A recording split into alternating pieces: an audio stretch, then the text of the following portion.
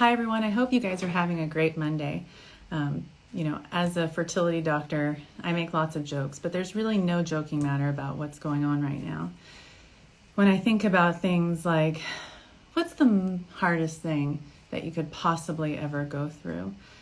Being an infertility patient is definitely one of those things, but being an infertility patient and now dealing with a pandemic, really, I can't think of anything harder. So I'm really, really excited to have Dr. Eduardo Harriton on today's show, and we're going to talk about everything related to COVID, pregnancy, and fertility. I have a lot of emailed questions. I certainly want you guys to live chat your questions too. And this week will be filled with live Q&As with experts. Tomorrow is with Dr. Nidhi Sachdev. Wednesday is with an embryologist, Dr. Carol Kircho. And then Thursday will be me taking your questions. So thanks, guys, for joining right now. And I'm going to bring Dr. Harriton on right now. And I'm going to bring him on. So be sure to chat your questions, and he'll talk to us about his Aspire study at UCSF as well. So I'm excited. Hi, Eduardo. How are you? Hey, Amy. I'm good. How are you? I'm doing great. Thanks for being on with us today. I really No, my appreciate it. pleasure. Thanks for having So me. tell us a little bit about yourself, what you do. I mean, I know what you do, about Yeah, your role at UCSF, and about the Aspire study. sure. So my name is Eduardo Harriton. I'm originally from Venezuela. I went to medical school at Harvard, trained at Mass General and Brigham, and now I'm out in San Francisco, really close to you, Mm-hmm. doing my fellowship in reproductive endocrinology and infertility. And then tell us about the Aspire study, when it started, how people Sure. can enroll, where they can learn more about it as well. So I think we'll get into a lot of this today when we talk Right. about COVID in pregnancy. But back in March, when we were starting with this pandemic in the United States, things were starting to close up. A lot of our patients were coming to us and they were asking, what's going on? What's COVID about? How will it affect me? Should I pause treatment? Should I do more treatment? What should I do? And we really didn't have answers. We knew very little about COVID in pregnancy then. We knew absolutely nothing about the first trimester, and we Mm-hmm. didn't have the data we needed to answer the questions that our patients were asking. So we decided to start this very ambitious, large study where we are recruiting 10,000 women in the first trimester of pregnancy. So women who are somewhere between 4 and 10 weeks pregnant, we are testing their antibodies every single week at home through a finger stick that they do in the privacy of the home, so they don't have to go to the doctor, they Yeah. don't have to go to a lab, they can do it in the safety of their own home. And then we do it every month after the first trimester. We send them questionnaires through their phones and to fill out on the computer, and we basically follow them all through pregnancy. We're Mm-hmm. also going to follow them about 18 months after delivery because we don't know how COVID affects infants that are born to mothers who are infected in pregnancy or close to delivery. So we're going to follow these infants to try to understand, are there any outcomes that might be subtle and might be things that we don't pick up at birth? So something like developmental outcomes or neurologic outcomes that might be Mm-hmm. more apparent when the babies are a year or a year and a half out. Right. And we're trying to recruit women from all over the US. We have over 500 women who have Mm-hmm. enrolled so far, and about 80 clinics, including yours. So Yeah. thank you. And we're very excited. We think that this is the way that we're going to get to answer some of the questions that your followers have and that Right. many women have who are thinking of getting pregnant, trying to get pregnant, or are pregnant right now. And if people are interested in enrolling, what's the website again? It is aspire.ucsf.edu. Okay, great. Well, Or thank you you for can that. message me directly. I'm happy to put you in touch with our clinical research coordinators or our team. You know, Mm-hmm. we have a big FAQ on the website that has a lot of questions. I'm happy to answer questions about it, but we have been very grateful to all the people who have come forward and try to help us. So we're excited to get you guys some answers. Great. Well, thank you. So I have some questions here that were messaged to us. So I'll start with those first. One question, and I see this a lot in articles that are being sent to me. I'm sure you get the same thing. People see things that are interesting Yeah. that they read on CNN, for example, and they forward them to you. And one thing that I got messaged at least 3 or 4 times in the last couple of days is if COVID is sexually transmitted or not. So what do you think about that? So COVID is a disease that's transmitted through droplets. Droplets are something that you emanate from your mouth usually or your nostrils. So what I tell people is that, well, we don't think of this like chlamydia or gonorrhea or HIV that is often transmitted through intercourse. Hmm. It's really hard to be intimate with someone and not have the risk of transmitting droplets. Okay. So uh, I say that usually if you are concerned about someone transmitting COVID, I would avoid sexual intercourse because it's hard, even if it doesn't transmit sexually like some of the other diseases, it's hard to make sure that you do not transmit it through droplets when you are in close proximity. Yeah, I mean, I think that makes sense. That makes perfect sense. That's a great explanation. And then I have another question from someone who's doing intralipid infusions as a preparation for her frozen embryo transfer. And she asked, would COVID affect her immunity when getting intralipid infusions? That's a good question, and I think we don't know the answer for Hmm. that. We know that COVID definitely affects your immunity. Some people say that it makes your immune system come and rev up, and that's why we're seeing such severe lung impacts in some of the patients. But I don't think we know enough about how it would affect your immunity to be able to understand how intralipid infusions would be affected. That's a great question. So why do we know so little about COVID in pregnancy?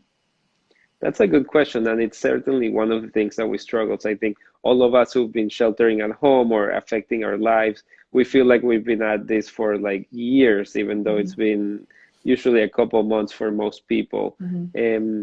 But when you think about it, like the first case of the virus was in December in China, and Hmm. pregnancy takes 9 months. So even the first pregnant woman who was like 5 weeks pregnant and got infected in China, if that woman is still pregnant today, she's probably somewhere around 30 weeks or so. Hmm. There hasn't been enough time with this virus for us to get true answers, and it is hard to get true answers from cases. Hmm. We often hear stories about my friend had this, or there's someone who got COVID and had a miscarriage, and it is very unfortunate. We don't know if it's related to COVID because a lot of people don't have COVID and have miscarriages. Right. So that's one of the limitations of kind of like N of one single person stories. They are helpful in pointing us in right directions, and they can certainly bring attention to something that's happening if it happens often enough, but it is Right. not a good way to conduct research. I Right. think to your question number one, we haven't had enough time with this disease to truly understand what's going Hmm. on. We Hmm. need to see, we need to see pregnancies go to full term so that what's happening to the baby is not because the baby is premature, it's Hmm. because we can tie it to an exposure to COVID. We need to understand what happens with and without COVID. And there's Right. some registry studies that are kind of aggregating a lot of women with COVID and following them through pregnancy. That's very helpful, and I'm Hmm. sure we're going to give us a lot of insights, but it's not going to tell us what would have happened if those people didn't have COVID, which is what in Aspire, we're not recruiting women with COVID, we're recruiting all women because we need Hmm. to follow both healthy women that never get COVID. We need to follow women that already had COVID and have Hmm. antibodies and go through pregnancy with those. We need to follow women who get COVID in the first trimester, second Hmm. trimester, third trimester. And by following all of them and comparing them to each other is when we're going to be able to draw some real insights and basically understand, is this, was COVID like an extra thing that happened, or is this Right. because of COVID? Because we're seeing Right. large numbers of women that got infected in this trimester, and Hmm. we're seeing this kind of outcome. But truly, Right. our goal would be to find out that COVID doesn't affect pregnancy. So you can sleep better at night, I can sleep Yeah. better at night, all our patients can sleep better at night. And that's what Right. we're really hoping for. Yeah. Thank you. So I had this question that was emailed to me. Is there anything I should be aware of as far as COVID risk during pregnancy? I've already been practicing wearing a mask, social distancing, but is there anything I could be doing more of if now I'm at higher risk? So that's a good question, and I'm going to answer it a couple ways. I think first, I'm going to commend that person who wrote the email for wearing a mask. I think there's a lot Yeah. of kind of back and forth out there. Should we, should we not? you should absolutely be wearing a mask when you're with someone who does not live in your household. At Mm-hmm. work, at the supermarket, wherever you go, you should be wearing masks. You should be washing your hands frequently. You should be avoiding crowded spaces. So Mm-hmm. there, we have to live, right? Some people have to live, some people have to work, some people have to take care of parents, children. But it's really, really important to avoid the things that are non-essential. Mm-hmm. What does that mean? I can't tell you, and you can tell anybody. It's a very personal decision, and it's a matter of kind of like risk benefit. Mm-hmm. You need to go to work because you need to make money, because you need to feed your family and keep your job. You kind of have to do that. Do Mm-hmm. you really have to go to a party or the social dinner? For some people, it's yes, because they might be going crazy at home and Right. they need some sort of release. So they do it with a group of friends who they know are being careful, and they Right. sit apart outdoors, and that's okay. And maybe that's the right thing for that person. I'm Right. not someone to tell you you cannot do that. But what I tell my patients is, figure out what are the things that you really need to do and which Mm-hmm. ones are not, and try to avoid those, because truly, and I'm a huge extrovert, so I Yeah. miss the social components of my life. But the more Right. you can do to stay away from people, the better chance you will have at avoiding COVID. Mm-hmm. Thank you. So I had a really good question that was just chatted live to us. How long should women wait after testing positive for COVID before continuing with fertility treatment, let's say, whether it's IVF, an embryo transfer? What would you tell your patients? So first, I would say you should talk to your doctor, because every clinic is going to have a different policy as to when they would allow you to, continue with treatment. I'd say Mm-hmm. at the minimum, absolutely would be 14 to 21 days. Mm-hmm. I think most clinics would want you to test negative and show that you are no longer shedding virus and contagious to other patients and staff, so that you can do that. It also depends on kind of how you're feeling.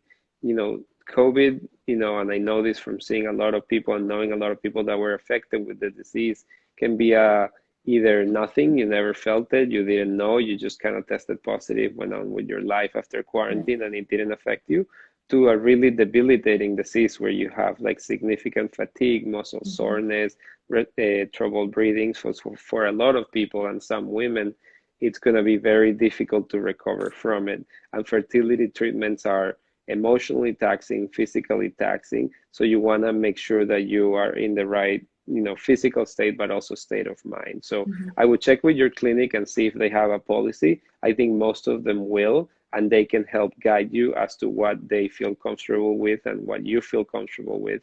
And then you can kind of usually test negative once or Mm-hmm. twice after a certain period of time from your positive test, and then you can kind of restart your treatment. And what would you say if, let's say, the sperm source, so the person with the sperm was the one that tested positive in the relationship? What kind of recommendations would you have for them? So sperm is interesting. We do not have a lot of data about sperm and whether COVID can be transmitted through sperm. There is one small study that came out that showed that the samples of men who were infected with COVID, there was some COVID isolated. I Mm-hmm. don't love that study because Yeah. they don't say anything about how the sperm was collected. So for all you know, you could have like sneezed into the cup after producing the sample, and that's why it was there. Mm-hmm. That being said, I would probably answer the same thing. I would check with my clinic and try to understand and have them follow the guidelines of that clinic in order to provide a sperm sample, because in the same way, we are very careful in our labs to make sure that we don't introduce any pathogens, any diseases. Mm-hmm. All of the states have guidelines as to what you need to test for. So if we know that a person has been affected by COVID, number one, we don't want that person coming into our clinic while they're Right. actively infectious and donating, because they can put our staff and our patients at risk. And Mm-hmm. number two, we want to make sure that that person's over their infection. Usually, we know that high fevers tend to impact semen parameters, and you also want your Mm-hmm. partner to have the best sample possible to give you the best chance possible. So I usually would say maybe wait a little bit, test again, and then make sure that the semen has not been affected, but if the person producing the sample Mm-hmm. has had a pretty symptomatic course before moving Mm-hmm. forward. That's great. Thank you for that. So here's another question about the benefits of zinc and vitamin C to boost the immune system. Should pregnant women take, and I think the question would be extra vitamin C and zinc. What do you think? I think that it probably will not be protective. I have not seen any good studies that show that taking any sort of extra vitamins have been protecting against COVID. I Right. think the important part of that question is that women should be trying to do everything they can to have the strongest immune system possible. So eating healthy, exercising regularly, eating a diet that is varied. So if you Hmm. are eating McDonald's and Yeah. KFC every day and taking vitamins, I would say the vitamins are not going to do as much as switching your diet to something Right. that is more nutritious. So making sure you're eating green leafy vegetables and taking your prenatal vitamins every day is probably going to do more for you than Hmm. taking extra vitamins. Great answer. Thank you. So this is another question that's live chatted to us. How are pregnant women who are tested positive monitored through their pregnancy? I think depends on the center. We don't have a lot of experience with women who have tested positive, and I Hmm. think we're kind of like designing the protocol as we are going through pregnancies. Hmm. For the average women in America, I'd say that most centers are seeing women less often in the clinic. So they're trying to switch a lot of the visits to telemedicine to keep pregnant women out of the hospital, out of the emergency room. Hmm. You still come in for visits because we have to make sure that things are going well. You still come in for ultrasounds. We make sure that the baby's growing normally, that the parts look normal, that there's no anatomic differences. Hmm. But what we can do is minimize visits to the hospital. For women who do have COVID in the acute setting, we want to support them, make sure that they're doing well, make sure that the fetus is doing well. After that, so far, I think every clinic has a little bit of a different protocol, and Hmm. it kind of depends on how COVID affected a woman. I'd say probably for the people that were pretty symptomatically affected, who might have had hypoxia or low oxygenation status, that person's going to be monitored more closely. The fetus is going to be monitored more closely for growth to ensure that the pregnancy continues to progress Hmm. well. For someone who didn't have symptoms, I'd say they're probably going to be looking more at like the routine monitoring. But I would check with your own obstetrician if that's the case for you, because they will have an answer that will be much more specific than mine. Right, great. So here's a question live chatted. I'm scheduled to start IVF in 2 weeks. Today, my sister fell ill and got tested for COVID. I last saw her a little over a week ago. If her test comes back positive, should I postpone my IVF cycle?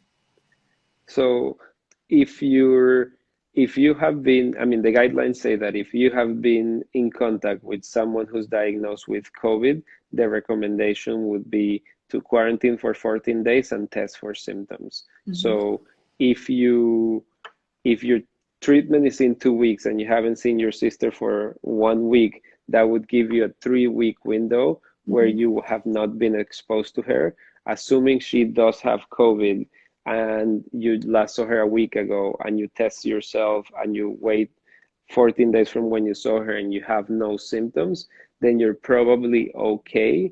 I'd still let your physician know so that they are aware. But if you have 2 weeks and you're going to have 3 weeks of not having symptoms and not testing positive, Hmm. then you're probably going to be okay to proceed with treatment because you're kind of out of that window where you could develop symptoms. However, Right. if you do develop symptoms, then I would absolutely cancel your treatment and get tested and have your doctor manage you because Hmm. you do not want, if you're actively infected, you don't want to try to get pregnant during that period. Great, thank you. And what do you recommend for people who are thinking of getting pregnant right now? What is the best advice based on the science that you know? Well, first off, I give you a big hug because it's definitely a super stressful time. Yeah. I have a lot of patients that are in your situation, and it's hard enough to get pregnant. It's hard enough to deal with infertility and go through the struggles that brings, but to do it during a pandemic where you are more isolated from family, from friends, and Hmm. might not have all of that social support, at least in person, I think it's really tough emotionally for a lot of our patients. What I tell women is that we don't know when this pandemic is going to end. We don't know when a vaccine is coming. We don't know if it's going to be 6 months or a year or 2 years. So there's a lot of uncertainty. What that means for women is that they have to make a decision with their partners or by themselves if they're in a situation where they're trying to solo parent, whether this is the right time for you. Mhm. And if it is, I recommend that you follow all the guidelines, that you try to stay as far away from people, from Mhm. crowds, and kind of keep going. Watch yourself for symptoms. Try to keep track of uh, who might be infected around you and avoid Mhm. those people. But at the end of the day, I don't think that we know when this is going to end. And I know for many women, waiting a year or 2 years is not something that we're willing to do. So as long as you're thoughtful and you're safe, um, I think it's reasonable to continue trying to get pregnant. There are no guidelines from the American College of OBGYNs, from the Society of Maternal Fetal Medicine, from the ASRM, the American Society of Reproductive Medicine, to avoid pregnancy at this point. Mhm. So I think it's okay to continue to move forward, but it is important to be thoughtful and Mhm. prudent. And if you do get pregnant and you are having these questions and you want to be part of the solution so that someone in your shoes in 6 months, 12 months, 24 months can have answers, then consider joining our study, because what Yes. we really want is to be able to answer that question with a lot more data than we have. Hmm. Hmm. And so, should people maybe consider freezing their eggs, freezing sperm, freezing embryos at this time? Do you think that's a good idea? I think it's a personal choice, and I think it's certainly a good idea for some people. There are no Hmm. guidelines from any society that recommend that people freeze Right. eggs or embryos or sperm.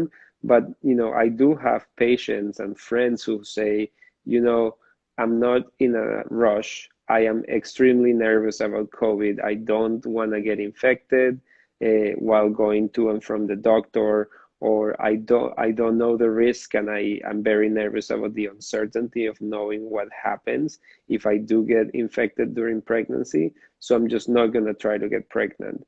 For Yeah. some people who are in those shoes, knowing, if you knew this was gonna be 6 months, there's a great study that just came out from one of my colleagues from residency, Dr. Romansky, who's at Cornell, that shows Hmm. that waiting 6 months, even in women who have diminished ovarian reserve, did not impact outcomes. So a short delay does not seem to impact the outcomes of fertility treatment. However, it might be 12 months, it might be 24 Hmm. months, so it might be a longer course. So for those people who wish to preserve their reproductive potential, in the same way that I counsel some women who aren't sure when they want to have kids, or know that they want kids, but they don't want them for a number of years because of career, or because it's just not the time for them, and we have them freeze eggs or embryos, I think that's a reasonable choice during the COVID pandemic for women who want to delay childbearing until we Hmm. have either a treatment or more information about how it Hmm. affects pregnancy. Thank you for that. And then, can mothers pass COVID infection to their babies? Really good question, and something we hear about often. Hmm. Um, I think the great majority of women do not seem to pass on COVID to their infants. There are some studies. There's one that just came out from France last week, where they found there was a woman who was affected by COVID around 35 weeks of pregnancy. She delivered by C-section because of some neonatal distress, and there was evidence that her infant had COVID Hmm. in placental tissue, amniotic tissue. So there are some reports that COVID can be passed from mother to baby. That's what we call the vertical transmission. Hmm. However, I think this is the exception, not the rule. For the Hmm. most part, most times we do not see that happening. Or if it does, it can be kind of like right after delivery, not necessarily inside the uterus. Hmm. And for the most part, most babies that are impacted by COVID tend to do okay. but it's something that, again, we have all these small case reports, Right. and I think we need a lot more births and a lot more data to say something more definitive about it. Right. And what about breastfeeding moms? If, let's say, they're positive, should they continue to breastfeed after the diagnosis? So that recommendation comes down from the CDC, and it recommends that both doctors and patients make decisions together. Ultimately, I think that's the mom's decision. The Mm-hmm. concern with breastfeeding during COVID infection is not so much that there's going to be COVID that's going to be transferred through the breast milk. It's more that you are in close proximity to your infant, so you might, you know, uh, drop some droplets over your baby and Mm-hmm. transfer it then. A couple of options for mothers who wish to breastfeed are you could do it with a face mask, so you can wash your hands, put on a mask, put on a face mask, and then breastfeed. You could also pump because we know breast milk is very important to babies. So you can pump the breast milk and have someone else give that milk to your baby during the period of acute infection. This will ensure that your breast continue to be stimulated so that your milk production uh, kind of develops in the first Right. few days, which are crucial to that. And then once you're past that period, you can transition to actual breastfeeding. Mm-hmm. So both of those are options, and it's something that your doctor can kind of help you decide based on your specific situation. Mm-hmm. Mm-hmm. So I have a few more questions that were just live chatted. Great. What do we know about the flu and how it affects pregnancy? And could COVID be similar to the flu as far as how it affects pregnancy? So we do know that women who are pregnant and get the flu tend to get sicker than Mm-hmm. women who are not pregnant and get the flu.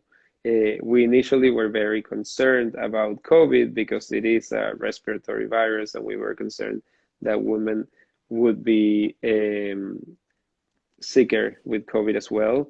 Over the last couple of months, we thought that was not the case from what we were Mm-hmm. seeing. And recently, we had an advisory from the CDC where they put out a study that showed that pregnant women tend to be admitted to the hospital at much higher rates with COVID than people who are not pregnant. That's Okay. hard to interpret because pregnant women Right. get admitted to the hospital all the time to deliver their babies. And because Right. this was a large database study, they didn't know what was the reason. So that's one of the Right. limitations. That study also showed that pregnant women, number one, go to the ICU at higher rates than Mm-hmm. non-pregnant women, and that they get ventilated at higher rates. Mm-hmm. we this could be that they're a little bit more susceptible, and that's kind of the warning that the CDC put out. But the challenge is that we also tend to be really careful with pregnant women. If you get an offender bender and you're not pregnant, and if you're not in pain, you often don't go to the hospital. If you get an offender Right. bender and you're pregnant, you're in the hospital no matter what because you want to make sure Right. everything's okay. Similarly, physicians take pregnant women very seriously and manage them with a lot of caution. So there's a Mm-hmm. chance that some of this has less to do with the virus and more to do with the way physicians are making decisions. We just Right. don't know, Right. but we're trying to find out with kind of a lot of database studies that we're doing and things like the Aspire study so that we have a better Mm-hmm. answer to that question. Perfect. Here's another great question. Can the fever from COVID affect pregnancy? Can it affect the mom and baby? Well, the answer to that would be yes, it certainly can. We do know that very high fevers in the first trimester are associated with both miscarriage and Mm-hmm. risk of birth defects. That is one of the concerns that we have with COVID, and that's a concern that comes from prior experience with other respiratory viruses like SARS or Mm-hmm. MERS in the past. We don't know what happens with COVID because, like I mentioned, we don't know whether the first trimester is the period where the organs forms, where the limbs form, and it's very critical. And we don't have a single baby who got COVID in the first trimester that has Mm-hmm. been delivered. Yeah, So right. it's hard to know for sure. We're hoping that it's not the case. The majority of people that get fevers in the first trimester do not end up with birth defects and Mm-hmm. miscarriages. So let me Right. just repeat that again because I think that I don't want women out there to be extremely frightful of this, but Right. it is a real concern. the majority of people that get fevers in the first trimester will not end up with birth defects or miscarriages. But we do know that there is an association from other viruses, and we're hoping to find out more in the next couple months to try to get a better answer to that. Great. And I have two more questions, and they're along the same lines. And the questions are, what medications can women take if they have COVID and they have symptoms? And is guanethicin something that's safe for a woman to take to deal with symptoms of cough when you have COVID? So I'd say medication related questions with COVID, I always say follow up with your doctor. We know that Tylenol is very safe in pregnancy. It's what we call an antipyretic, a medication that is meant to bring fever down. And it's safe for the baby, it's safe for the mom as long as there's no contraindications like liver dysfunction or things like that. So what I usually recommend is you can take Tylenol to bring down fevers, but if you have COVID, I should not be the one making these decisions for you. It should be your providers. You should have already checked in with your infertility doctor if you underwent infertility treatment, with your primary care doctor if you have one, and certainly with your obstetrician. And you should let those people guide you. You should be evaluated to make sure that your respiratory status is okay. You should let everybody you know that you had COVID so that they can get tested, because we're all in this together. You know, there's no shame in getting COVID. There's 3.5 million people in America got COVID right now. And the best thing we have is us protecting each other. We protect each other by keeping each other safe. We protect each other by wearing masks. We protect each other by staying away from each other. And we protect each other by letting each other know when one of us is affected. So it's really important to do that. And that's kind of the best advice I have for people who are affected. Great. So I want you to talk a little bit more before we end today's show about where people can learn more about your study, how to sign up, and then do they get results along the way? I mean, you mentioned that they do antibody tests. Do they get results in real time as well? Sure. So we don't give results out because the antibody test that we're using, it's not validated for clinical use. It's only validated for research. We're exploring that possibility because we want to be able to give that information to women that are giving us so much to us as researchers, to the medical community, and to all other women out there about their status and what we know about COVID. But at this point, we do not share those results because they're not allowed to be used in clinical use. What I would tell women is, if you are pregnant and you're between 4 and 10 weeks, if anybody you know is pregnant or trying to get pregnant, I think one of the challenges that we find is no one posts on Facebook at 6 weeks and says, I'm pregnant. It's very private. It's you, your best friend, your partner. And by the time you share, it's often outside of that window. That's one of the challenges of recruiting so early. The reason why we're doing it this way, even though we know it is much harder to recruit, is that it is the only way we're going to understand what happens in the first trimester. If we recruit women at all gestational ages in pregnancy, we're not going to know if that crucial period of the first trimester where the organs are developing, the placenta's developing, is impacted by COVID. So if you or anybody you know is pregnant or trying, you can go to our website. It's aspire.ucsf.edu. You can also Google Aspire UCSF or Aspire COVID study. You'll find our study. You can go to the website. We have a video that explains the study and what it entails. We have a FAQ that goes through all the steps. You can fill out a questionnaire with kind of like your last menstrual period, and it will tell you whether you're eligible or not. And if you are, then one of our research coordinators will reach out with that consent. We're happy to answer questions. We take your medical information really seriously. I think a lot of people are concerned about privacy, and rightly so in this age. But all of the data that we use for everything is de-anonymized, and we take privacy very seriously. So I think the takeaway is we're not going to be able to answer these questions without the community and women from all over the US kind of banding together and helping us help them get some of these answers. And we're really grateful to the over 500 women who have already given us, a couple drops of their blood every week to try to get this answer, a lot of answers from questionnaires. And then all of the people like you, Amy, like a lot of our infertility colleagues, our OBGYN colleagues who have shared the word about this study and helped us. We have patients from 46 states already. We have 80 partner clinics. And one of the things that is very important to me is that we get a very diverse population of patients. I think we're used to doing research with people that come from mostly well-represented backgrounds, so usually like affluent and white patients. And we see with COVID that most people affected, or disproportionately, we're seeing African American or Black communities as well as Hispanic communities being affected. So we're really working hard to find patients in these communities because we want the findings of our study to be representative of what America looked like, which is like a diverse group of people from all over the world. Right. And then if someone lives outside of the US and is interested in the study, someone just asked that question, could they sign up, or is it only open to people in the US? Unfortunately, no. Unfortunately, our institutional research board only allows us to recruit patients in the United States at this point. Thank you for that. So I'm just going to close with one last question. And I think this is a fair question a lot of people have. Can the embryologist, if the embryologist is positive, pass COVID on to the embryos? We don't know the answer to that. Is the real answer, and there's no data that they can, but we don't have enough experience with COVID. We know for sure.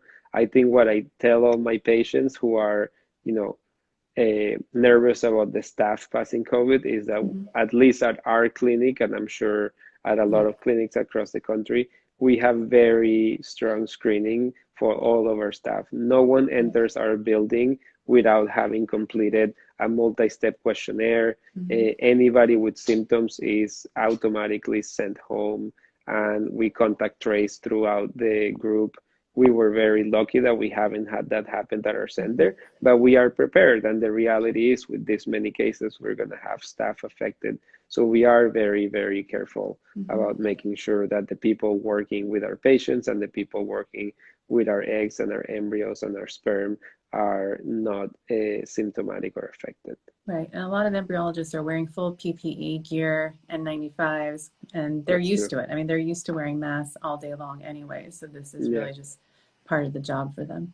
That's what I tell people that say that masks lower your oxygen saturation. I tell them that you and I wear masks for 10, 12 hours a day, every day, and we are not hypoxic. So not yet. You just need to get used to it. We just have 10, 20 years of experience doing it, but you get used to it after a couple months. That's true. Cool. Well, thank you so much for your time today, Eduardo. I really appreciate you coming on and talking about the Aspire study, and thank you for all the work that you do. Thank you again. My pleasure. Thanks so much for having me. And if anybody has questions, feel free to reach out. Always a pleasure, Amy. Awesome. Thanks, guys. Okay. And everybody else, we're going to be on all week. Tomorrow, I'm going to do a live fertility Q&A. I know some of you messaged me fertility questions, and we'll be sure to get to them tomorrow. An embryology Q&A on Wednesday, and it'll just be me answering your questions on Thursday. So thanks for joining, and I hope everyone has an amazing week. Thanks, guys. Bye, Eduardo. Bye-bye. See you later.